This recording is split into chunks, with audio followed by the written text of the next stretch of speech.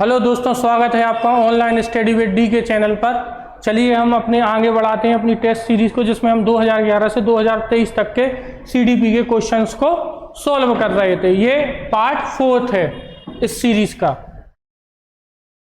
इससे पहले आप प्ले स्टोर पर जाकर हमारी ऐप को भी डाउनलोड कर सकते हैं, जिस पर आपको सीटेट की ईवीएस की रामबाण पीडीएफ मिलेगी, जिससे आपके 15 नंबर पक्के हो जाएंगे, जिसमें आपको थ्योरी और 500 एमसीक्यू मिलेंगे। और अगर आप फ्री में पीडीएफ चाहें तो वो भी डाउनलोड कर पढ़ सकते हैं, टॉपिक बाय टॉपिक। चलिए शुरू करते हैं आज का पहला क्वेश्चन। निम्नलिखित में से कौन सा प्राथमिक स्तर पर पर्यावरण अध्ययन के शिक्षण का उद्देश्य नहीं है? मतलब प्राइमरी लेवल पर कौन सा उद्देश्य नहीं है शिक्षण का?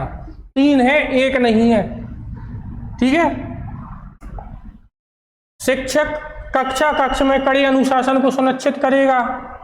बच्चों को प्रश्न पूछने के लिए आवश्यक अभिप्रेरित करना चाहिए, ये तो सही है। बच्चों को अपने निकटतम परिवेश से परिचय, रियल लाइफ एग्जाम्पल, वातावरण से जोड़ के पढ़ाना, आसपास की चीजों से।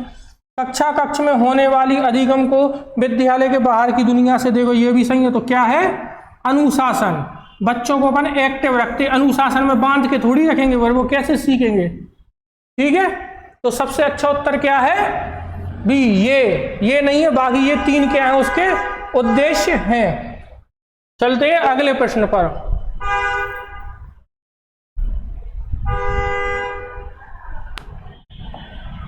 कक्षा 3 के शिक्षार्थियों को हमारे दोस्त पक्षी प्रकरण पढ़ाते समय नलिनी नीचे दी गई पद्धतियों का प्रयोग करती है। मतलब पक्षियों के बारे में पढ़ा रही और वो इन पद्धतियों का उपयोग कर रही। पक्षियों पर आधारित वृत्त चित्र दिखाना, उन पे मतलब चित्र दिखा रही कि ऐसे ऐसे पक्षी होते। विभिन्न पक्षियों की तस्वीरों वाले चार्ट का प्रयोग करना और संक्षिप्त में उनका वर्णन करना। उन्हें चार्ट दिखा रही और फिर उनके बारे में संक्षिप्त में थोड़ी थोड़ी जानकारी दे रही। शिक्षार्थियों को नजदीक के पार्क में ले जाना और उन्हें पक्षियों को ध्यान से देखने के लिए कहना। यहाँ बच्चे क्या कर रहे हैं? अवलोकन कर रहे हैं और सक्रिय अवलोकन कर रहे हैं। नलिनी किस परियोजना के तहत सीखने के विभिन्न उपागमों का प्रयोग कर रही है? तो मतलब वो क्यों कर रही है ऐसा? तो देखो ऑप्शन कौन कौन से हैं, जल्दी कमेंट में इसका आंसर दो। बहुबुद्धि वाले शिक्षार्थियों को विभिन्न आवश्यकताओं को पूरा करना, दूसरे शिक्षार्थियों और अभिभावकों को प्रभावित करना। नहीं, किसी को प्रभावित करने के लिए तो नेगेटिव बात है। शिक्षार्थियों में तर्क शक्ति का विकास करना, ठीक है, ये तो सही होगा। अपनी पाठ योजनाओं का पालन करना, नहीं। सबसे अच्छा क्या है? अलग अलग बुद्धि वाले बच्चे होते, अलग अलग आवश्यकता वाले थे ना, व्यक्तित्व भिन्नता, तो उन सबको वो संतुष्ट कर रही, ठीक है, उनकी आवश्यकताओं को। इसलिए ऑप्शन क्या है सही? ए। चलते हैं अगले प्रश्न पर। ये तो सब लोग जानते होंगे, जियो बोर्ड क्या होता। जियो बोर्ड किसके शिक्षण का एक प्रभावी साधन है? सब लोग जल्दी कमेंट में बताओ। ये होता काय से रिलेटेड है? गणित से, मैथ।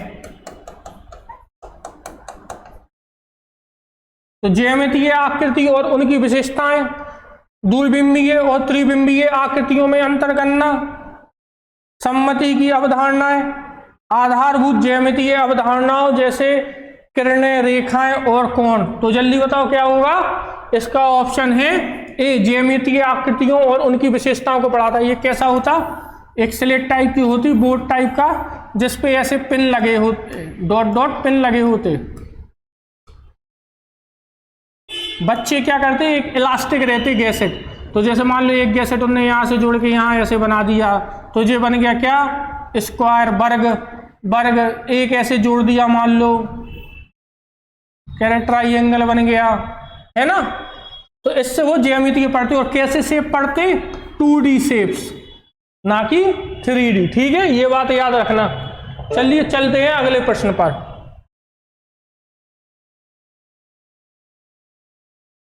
देखो एनसीएफ आ गया फिर 2005, कल पढ़ा था अपन ने इसके बारे में।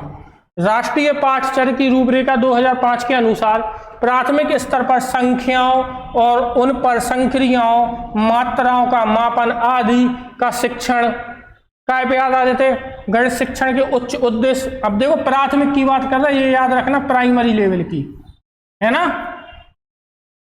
बच्चों की चिंतन प्रक्रियाओं के गणितीयकरण के उद्देश्य को पूरा करना, यहां गलत होगा आपका। महत्वपूर्ण गणित शिक्षण के उद्देश्यों को पूरा करना, गणित शिक्षण के संकीर्ण उद्देश्यों को पूरा करना। जल्दी कमेंट में उत्तर दें, इसका सही उत्तर क्या है, डी, गणित के संकीर्ण। क्योंकि प्राइमरी लेवल पर अपन उन्हें छोटी छोटी चीजें सिखाते और रियल लाइफ से जोड़कर, वहां डायरेक्ट बड़ी बड़ी चीजें थोड़ी सिखा देंगे उच्च उद्देश्य।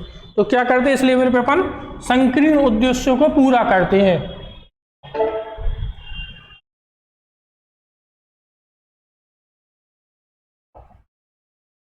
सिद्धांत चित्र के द्वारा नवीन अवधारणाओं की समझ बढ़ाते हैं। देखो इसमें होता क्या है, पहले ये समझ लो। सिद्धांत चित्र में सिद्धांत चित्र में अपन क्या करते हैं, किसी एक अवधारणा को उसके छोटे छोटे उप अवधारणाओं में तोड़कर उसको व्यवस्थित तरीके से तर्कपूर्ण तरीके से विद्यार्थी को समझाते हैं, जिससे उसे अच्छे से समझ में आए। जैसे कोई बड़ी चीज थी, उसको छोटे छोटे हिस्सों में तोड़कर समझाना। तो इसका सही उत्तर क्या होगा, विशिष्ट विवरण पर एकाग्रता केंद्रित करना, अध्ययन के लिए शैक्षणिक विषय वस्तु की प्राथमिकता तय करना, तर्कपूर्ण ढंग से सूचना को व्यवस्थित करने की योग्यता को बढ़ाना। देखो व्यवस्थित करके पढ़ाते, छोटे छोटे हिस्सों में, बताया ना। एक अवधारणा को उसकी छोटी छोटी उप अवधारणाओं में पढ़ाते तोड़कर। तो सही उत्तर क्या है, सी। चलते हैं अगले प्रश्न पर।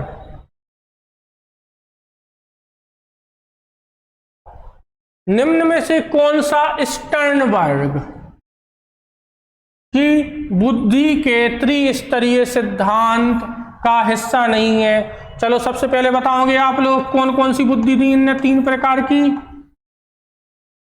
का एक रूप है। इसमें से 3 नहीं है, एक रूप है। जल्दी बताओ कौन सा है।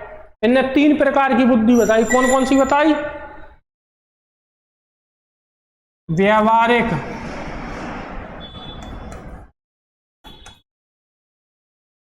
व्यावहारिक बुद्धि और सृजनात्मक बुद्धि। और कौन सी बताई भैया? विश्लेषणात्मक।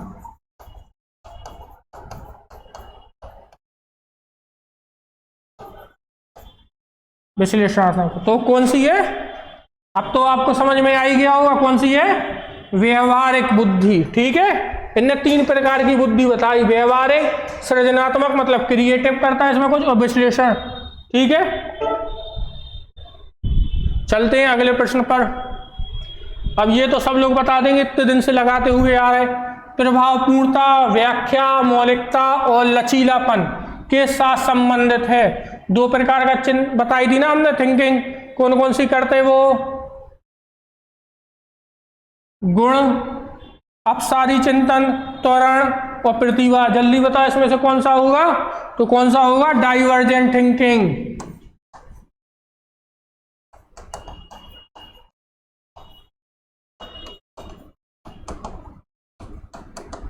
ये कैसी होती? Out of the box.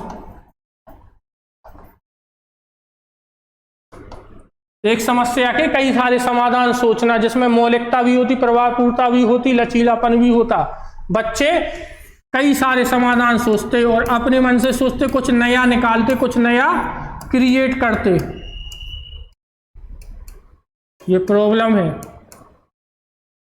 ठीक है, चलते हैं अगले प्रश्न पर।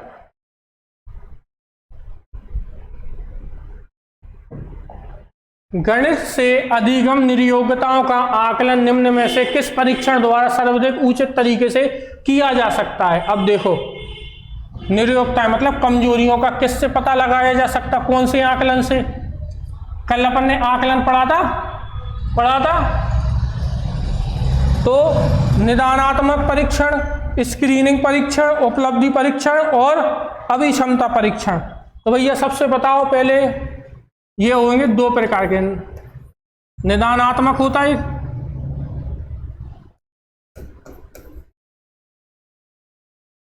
और उपचारात्मक।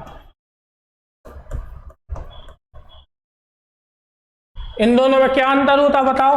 तो निदान में क्या होता, इसमें अपन बच्चे का लेते फीडबैक, ये पढ़ाई के साथ होता, ठीक है, पढ़ाई के साथ। आप क्लास में पढ़ाए, इसमें टीचर उसकी क्या जानता, कमजोरी, रिक्तियों को, कहाँ उसको सीखने में कठिनाई आ रही, इस सबको जानने की कोशिश करता। ये कैसा होता, फॉर्मेटिव, मतलब रचनात्मक।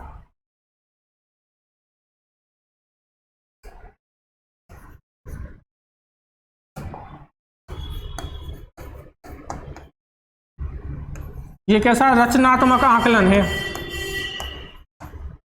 जैसे आप डॉक्टर के पास जाते, सबसे पहले तो वो आपसे आपका फीडबैक लेता, जानते हो आप डॉक्टर को बताते हो हमें ऐसा ऐसा लग रहा, रात से बुखार आ रहा, पेट दर्द दे रहा, फिर वो इसके आधार पर आपका क्या करता, उपचार करता आपका, है ना। पहले क्या होता, निदान, फिर उसके बाद क्या होता, उपचार। ये याद रखना, इसका क्रम याद रखना, पहले क्या लेते अपन, निदान, फीडबैक, फिर उसके बाद उसका क्या करते बच्चे का, उपचार। तो इसका उत्तर क्या है, ए, निदानात्मक परीक्षण। चलो चलते हैं अगले प्रश्न पर। निम्नलिखित में से कौन सा कारक अधिगम को सकारात्मक रूप से प्रभावित करता है? अब देखो, अधिगम को कौन प्रभावित करेगा, लर्निंग को, पॉजिटिव वे में, ठीक है। सहपाठियों से प्रतियोगिता, अर्थपूर्ण संबंध, माता पिता की ओर से दबाव, ये तो नहीं करेगा। अनुत्तीर्ण हो जाना, नहीं। तो सकारात्मक रूप से क्या करता, अर्थपूर्ण संबंध बनाना, पूर्व ज्ञान का नए ज्ञान से अर्थपूर्ण संबंध बना के अपन किसी भी चीज को जल्दी से जल्दी और आसानी से सीख सकते। टीचर क्या करता, बच्चे के पूर्व ज्ञान के और जो वो नया सिखा रहा उसके बीच क्या बनाता, नया के बीच संबंध, अर्थपूर्ण संबंध,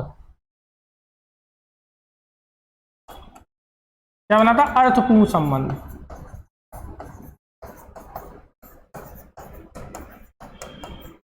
ठीक है, तो क्या होगा, अर्थपूर्ण। चलिए चलते हैं अगले प्रश्न पर।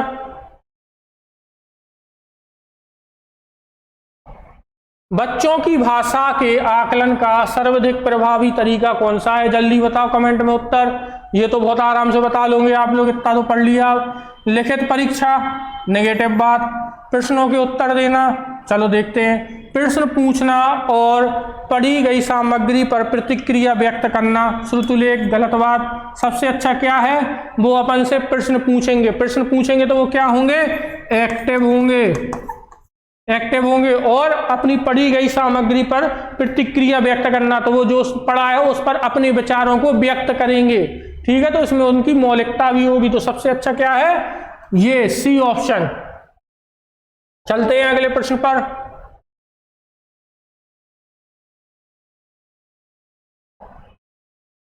कक्षा में एक प्रभावी शिक्षण अधिगम प्रक्रिया होती है जब शिक्षक बच्चों के ज्ञान को पढ़ाई जाने वाली नई संकल्पना के साथ जोड़ने में सहायता करता है। देखो वही हो गया, पूर्व ज्ञान को नए ज्ञान के साथ जोड़ा। इसके पाश्चात्य में निहित उद्देश्य है को बढ़ावा देना। तो वो किस चीज को बढ़ावा दे रहा है, ये आप अभी करके आ रहे हैं, बताओ जल्दी। व्यक्तिगत भिन्नताओं, शिक्षार्थियों स्वायत्तता, पुनर्वलन, ज्ञान का सह संबंध एवं स्थानांतरण। देखो, एक ज्ञान को दूसरे ज्ञान से जोड़कर उसको नई जगह स्थानांतरित कर रहा, उसके ज्ञान को बढ़ा रहा, सीखने में मदद कर रहा। सबसे अच्छा उत्तर क्या है इसका, डी, माफी चाहता हूं। ज्ञान का सह संबंध एवं स्थानांतरण, सह संबंध बना के उसका दूसरी जगह उपयोग कर रहे। स्थानांतरण तो जानते हैं ना, एक चीज को दूसरी जगह पहुंचाना। तो ज्ञान के स्तर को बढ़ा रहे, आगे बढ़ा रहे, उसको आगे पहुंचा रहे।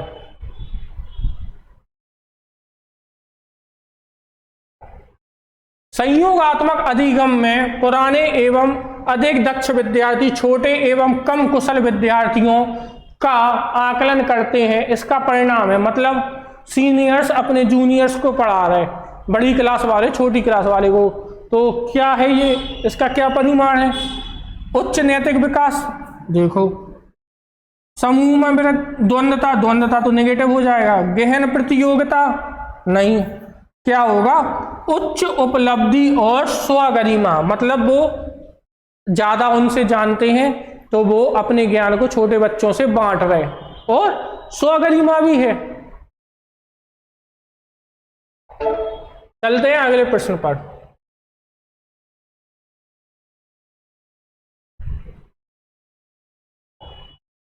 उच्च क्रिमीय चिंतन कौशल हॉर्स पर आधारित प्रश्न मांग करते हैं। हॉर्स का फुल फॉर्म क्या होता है, हिंदी में तो लिखा है, इंग्लिश में क्या होता है बता जल्दी। Higher order thinking skills. इसके बारे में कौन बात करता, तो वाइगोस्की।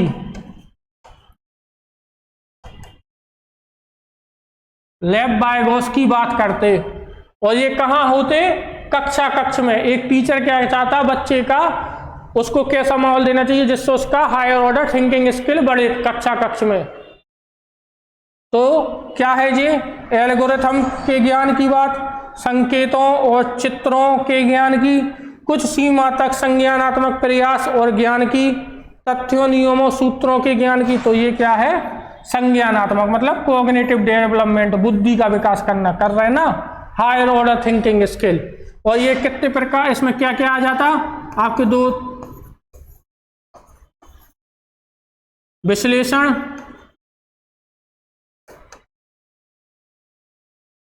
विश्लेषण, संश्लेषण और मूल्यांकन। ठीक है, ये आ जाते हॉर्स में। चलिए चलते हैं अगले प्रश्न पर।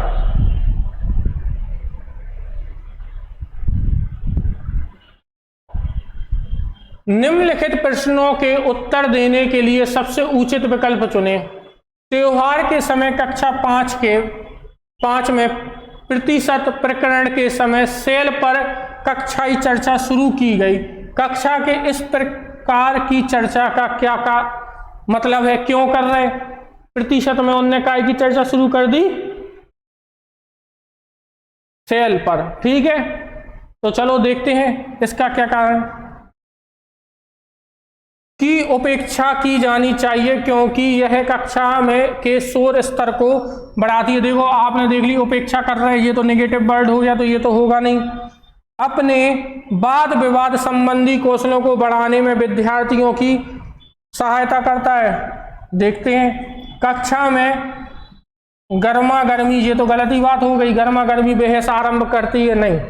एक दूसरे के विचारों को सुनने, ध्यान से बच्चे व्यक्त करेंगे तो हम दूसरे की बात सुनेंगे, सुनने की सहायता करती है और अपना तर्क प्रस्तुत करने के लिए उन्हें प्रोत्साहित करती है। सबसे अच्छा ऑप्शन क्या है, डी। पढ़ते ही समझ में आ जाता कौन सा सही होगा कौन सा गलत होगा। आप अच्छे से पढ़ें तो अपन को समझ में आ जाता कौन सा नेगेटिव है कौन सा पॉजिटिव है, आराम से। चलिए चलते हैं अगले प्रश्न पर। निम्नलिखित में से कौन सा सीखने के लिए अधिकतम रूप से अभिप्रेरित करता है, मतलब कौन सबसे ज्यादा मोटिवेटेड करेगा लर्निंग को। असफलता से बचने के लिए अभिप्रेरणा, बिल्कुल गलत बात है। बहुत सरल या कठिन लक्ष्यों का चयन करने की प्रवृत्ति, नहीं। लक्ष्यों को प्राप्त करने में व्यक्तिगत संतुष्टि, सबसे अच्छा कौन सा है, व्यक्तिगत संतुष्टि, इनर मोटिवेशन सबसे ज्यादा प्रभावित करता है, जो अपन को मिलता अंदर से, आंतरिक। वहां तो थोड़ी देर के लिए होता। संदीप से माहेश्वरी की वीडियो सुनते अपन कितने ज्यादा एक्साइटेड हो, मगर एक दिन बाद वही हालत अपनी वापस हो जाती। ठीक है, मगर जब इंटरनली मोटिवेटेड होते तो जब तक अपन अपने लक्ष्य को नहीं पा लेते और संतुष्टि नहीं मिल जाती तब तक अपन अपने प्रयास जारी रखते हैं। चलिए चलते हैं अगले प्रश्न पर। आंशिक पुनर्बलन। अब देखो क्या बात हो रही, आंशिक। सतत पुनर्बलन की अपेक्षा कम प्रभावी होता है, वास्तविक कक्षा कक्ष में अनुपयुक्त नहीं किया जा सकता। पशुओं को प्रशिक्षित करने में सर्वाधिक कार्य करता है, सतत पुनर्बलन की अपेक्षा अधिक प्रभावी होता है। तो उत्तर क्या है? डी। इसमें क्या होता, विद्यार्थियों को ये पता नहीं होता कि उन्हें कौन सी अनुक्रिया पर पुनर्बलन मिलेगा, इसलिए वो हर प्रतिक्रिया पर अपनी अनुक्रिया देते हैं तत्परता से। तो ये सबसे अच्छा होगा। ठीक है, चलते हैं अगले प्रश्न पर।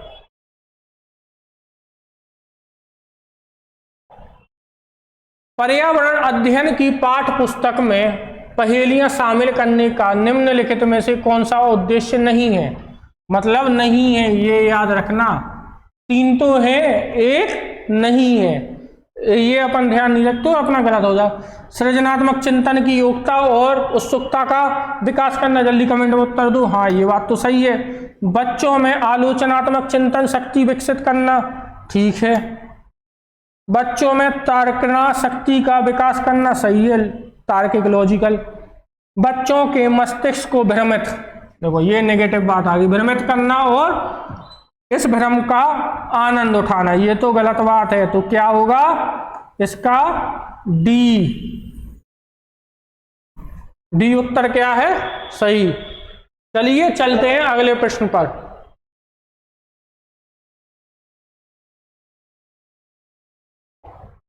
एक अच्छा गणितज्ञ होने के लिए जरूरी है, मतलब एक आप अच्छे मैथ के टीचर हैं तो आपके अंदर क्या क्वालिटी होनी चाहिए, या कोई भी सब्जेक्ट के हो?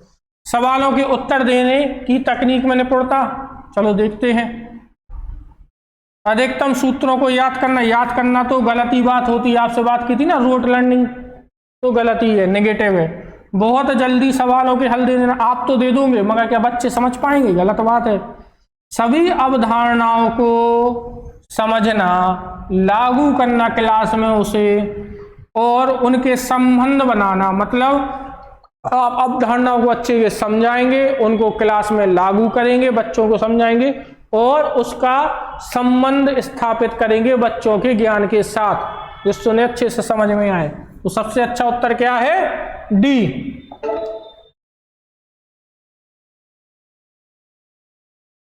अरे बड़ा लंबा सवाल है ये, मगर बहुत सरल होगा, पढ़ते हैं। बच्चे के पर्यावरण में जो वस्तुएं लुढ़कती या फिसलती हैं उन पर कक्षा में चर्चा शुरू करो, ठीक है। कुछ चीजें गिर रही, लुढ़क रही, उन पे अपन चर्चा कर रहे हैं बच्चे से। बच्चों को उनके आकार देखने और यह समझने की कि कैसे कुछ वस्तुएं लुढ़कती और कुछ फिसलती हैं सहायता करो। गणित के जादू, NCERT, ठीक है, सूत्र में है ये, गणित के चैप्टर में।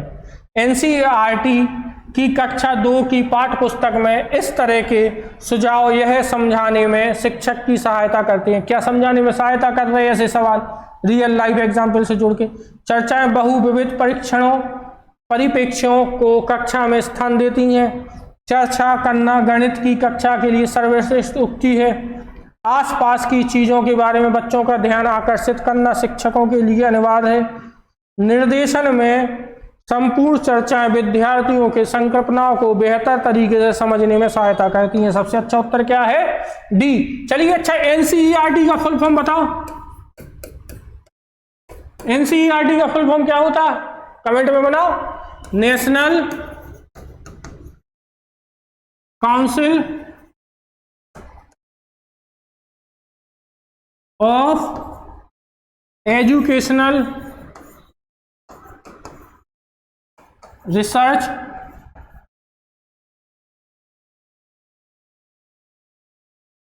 And training. इसकी स्थापना कब हुई थी? 1961 में, ठीक है। इसका मुख्यालय कहाँ है? दिल्ली में, ठीक है भैया। पुस्तकें वगैरह सब टीचिंग से रिलेटेड यही काम करते हैं, NCT और NCERT। चलिए, गणित में निदानात्मक परीक्षण का उद्देश्य, अभी अपन पढ़ते आ रहे हैं निदानात्मक क्या होता, इंग्लिश में इसको क्या बोलते हैं? Diagnostic test.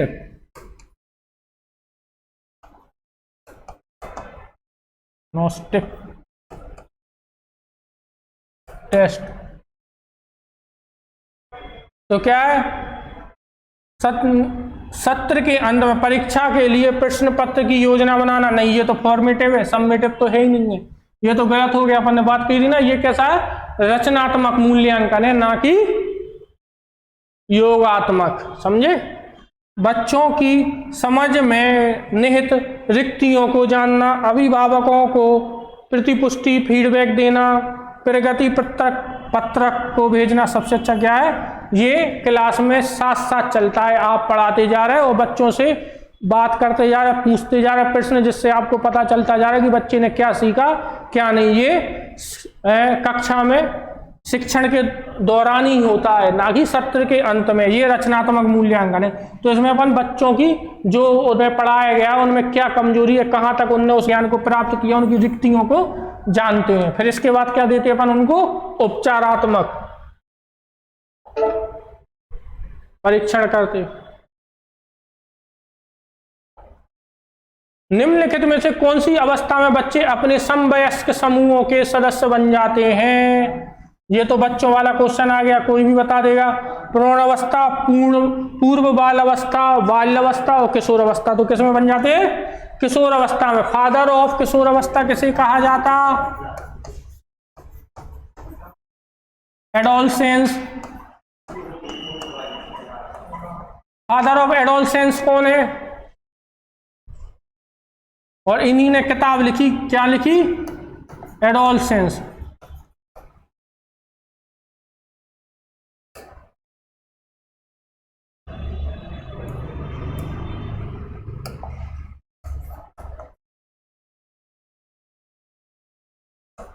इनकी बुक का नाम है एडोलसेंस। कौन है ये, कौन है father of adolescence, Stanley hall, ठीक है ना। चलिए चलते हैं अपने अगले प्रश्न पर।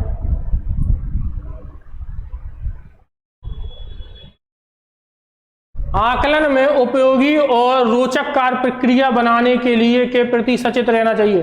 आप आकलन कर रहे हो, उसको क्या बनाना, आपको रोचक, है ना। तो आप किस बात को ध्यान में रखेंगे, समझिए। इसका उत्तर दीजिए आप कमेंट में। विद्यार्थियों को बुद्धिमान या औसत शिक्षार्थियों की उपाधि देना गलत बात है। शिक्षक और सह शैक्षिक क्षेत्रों में, शैक्षिक और सह शैक्षिक क्षेत्रों में विद्यार्थियों के सीखने के बारे में जानकारी प्राप्त करने के लिए विविध तरीकों का प्रयोग करना। सबसे अच्छा ऑप्शन क्या है, बी, ठीक है ना। तो इसका उत्तर क्या है, बी। चलते हैं अगले प्रश्न पर।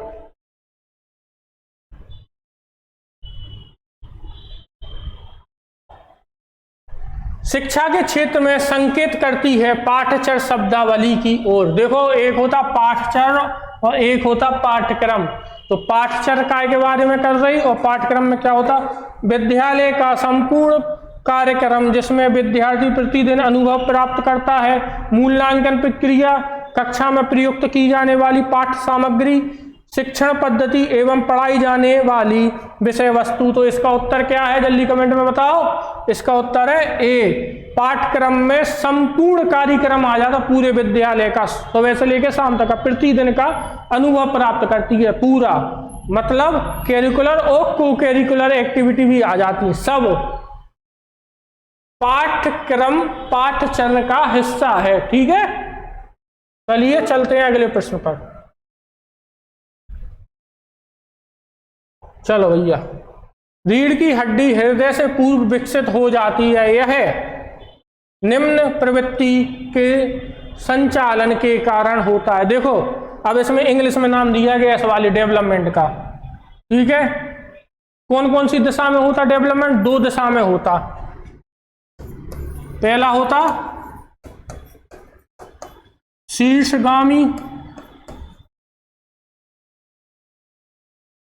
मतलब सेफेलोकॉर्डल,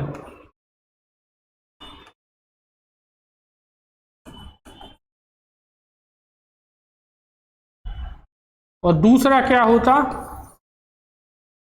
अधोगामी।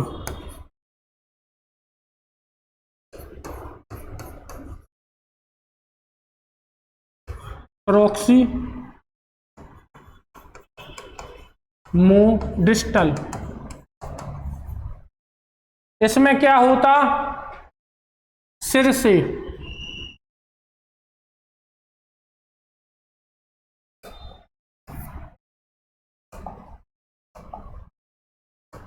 इसमें क्या होता, हेड टू टो, मतलब सिर से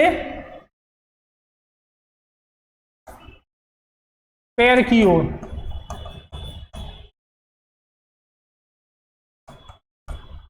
और इसमें क्या होता, मध्य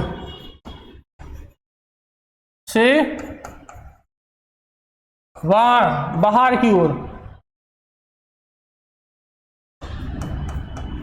हिंदी में शुद्धियों के लिए माफी चाहता हूं पहले से, ठीक है। अब मतलब क्या होता, देखो शीर्षोगामी में क्या होगा, सबसे पहले काय का विकास होगा, सिर का, फिर उसके बाद शरीर के अन्य हिस्सों का।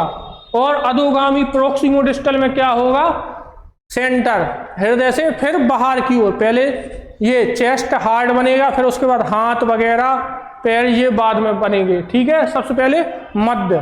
तो इसमें क्या पूछ रहे वो, रीढ़ की हड्डी से पूर्व, है ना, रीढ़ की हड्डी हृदय से पूर्व विकसित होती है, यह निम्न में से है।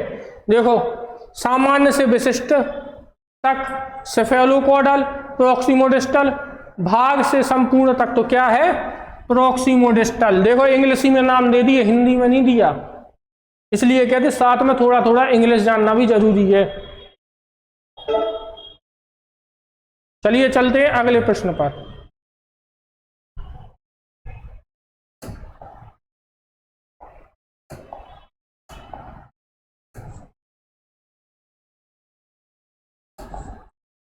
सही और गलत की समझ होना खालिस्तान विकसित का हिस्सा है, विकास का हिस्सा है। सही और गलत की समझ होना कौन से विकास का है, तो भैया नैतिकता का है। और नैतिकता की बात कौन करते,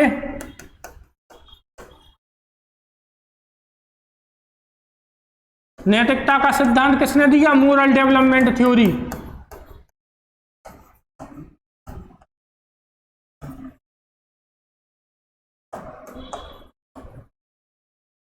मोरल डेवलपमेंट थ्योरी किसने दी, कोहलबर्ग ने,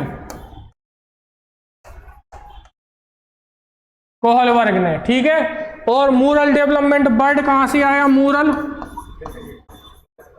कौन सा शब्द है, लैटिन भाषा का, के मूरास से निकला है, जिसका अर्थ क्या होता, तौर तरीका, ठीक है।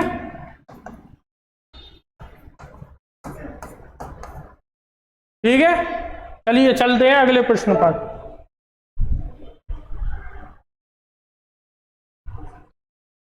शरीर के केंद्रीय भाग से, देखो अभी जो समझाया था, शरीर से केंद्रीय भाग से परिधियों या अग्रोन्मुखी की ओर का विकास दर्शाता है आगे की ओर बढ़ना।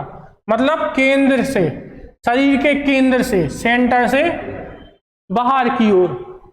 विकर्णीय विकास का सिद्धांत, विकेंद्रीयकृत विकास के सिद्धांत को, मध्य वहा विकास के सिद्धांत को, सोपनीय विकास के सिद्धांत को। तो किसके जवाब दर्शाता, मध्य, सेंटर से आउटर की ओर, है ना, centre to outer.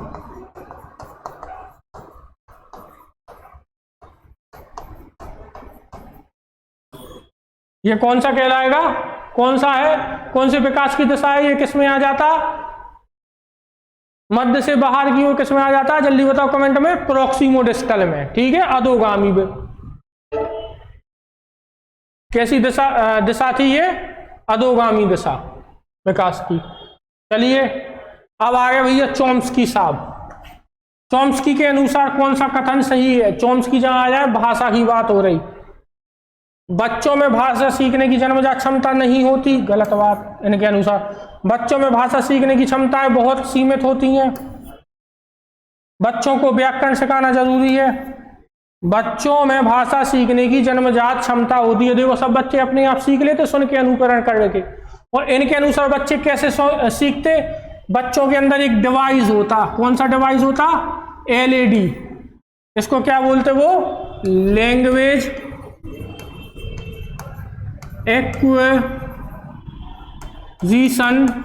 Acquisition device.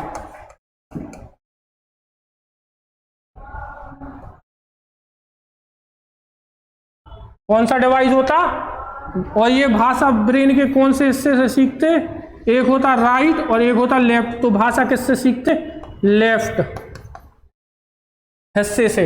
ये डिवाइस किस में होता, लेफ्ट हिस्से में दिमाग के, ठीक है। लैंग्वेज एक्विजिशन डिवाइस, भाषा अधिग्रहण यंत्र।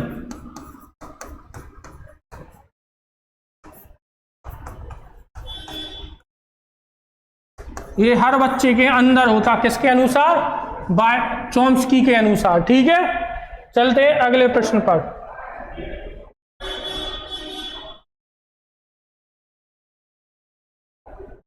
शालिनी कक्षा 5 के शिक्षार्थियों को पोषण पर आधारित प्रकरण से परिचित कराना चाहती है, मतलब फूड, पोषण।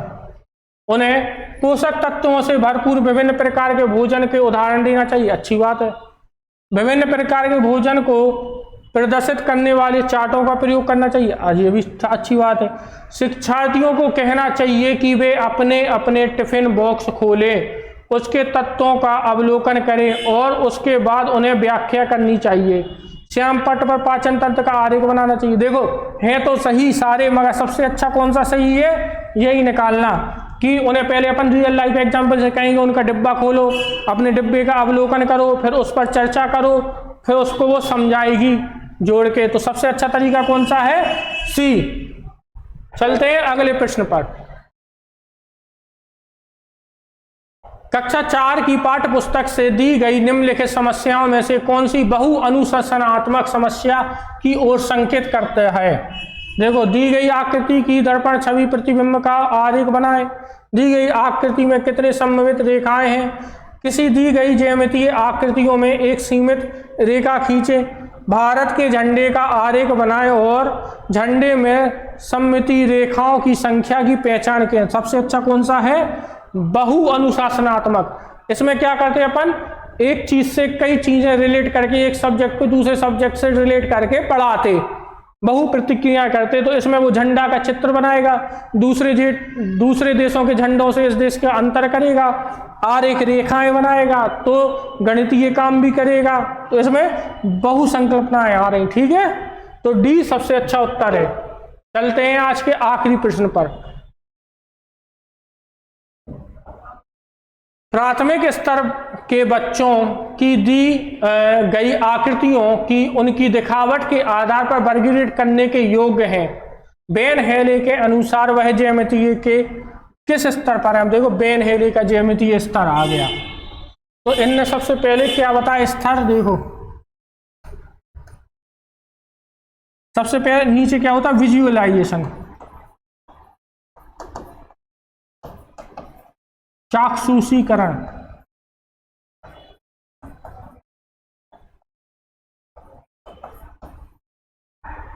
सॉरी चा है यहाँ,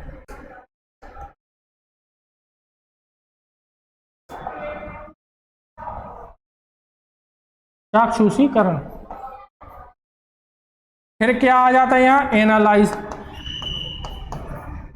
या एनालिसिस या एनालाइज, ठीक है, विश्लेषण।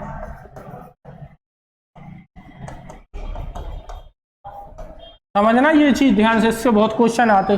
फिर क्या आ जाता, इनफॉर्मल डिडक्शन,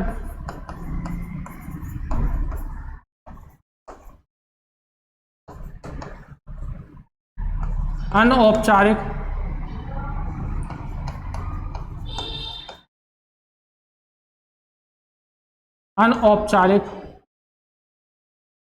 निगमन। फिर आ जाता फॉर्मल डिडक्शन,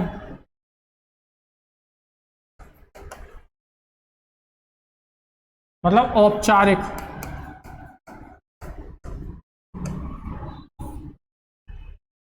और ऊपर क्या था, रिगर, दृढ़ता।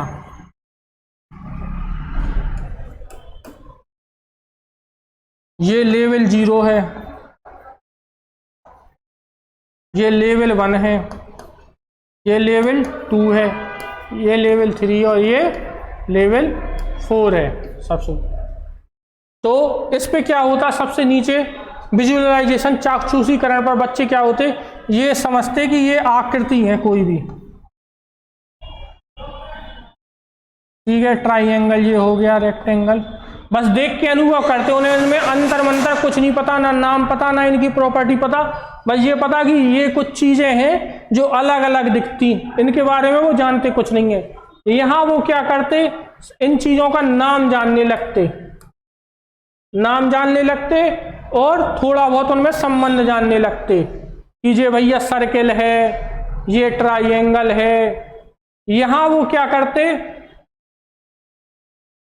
एक चीज के कई सारे हिस्से हो सकते, जैसे सर्किल है तो वो सेमी सर्किल भी बन सकता उससे, ठीक है, ट्राइंगल ऐसा ही नहीं होता, ऐसा भी होता, ये समझने लगते मगर नाम नहीं जानते, ठीक है। यहाँ वो ये भी जानने लगते ये सर्किल है, ये सेमी सर्किल है, ट्राइंगल ऐसा भी होता और ट्राइंगल ऐसा भी होता, ठीक है। और यहाँ वो जो उनके सामने नहीं है, जैसे पाइथागोरस थ्योरम, ये दे दिया गया, 1 3 है, 1 4 है, तो ये क्या होगा 5 होगा, ठीक है। जो सामने नहीं है उसको भी निकालने लगते, इससे क्वेश्चन कभी नहीं आते, इन 3 से आते। तो यहाँ वो क्या कर रहा है, प्राथमिक स्तर पर बच्चे दी गई आकृतियों, उनकी दिखावट के आधार पर बस केवल वो देख रहे हैं, उनमें अंतर नहीं कर पा रहे वर्गीकरण।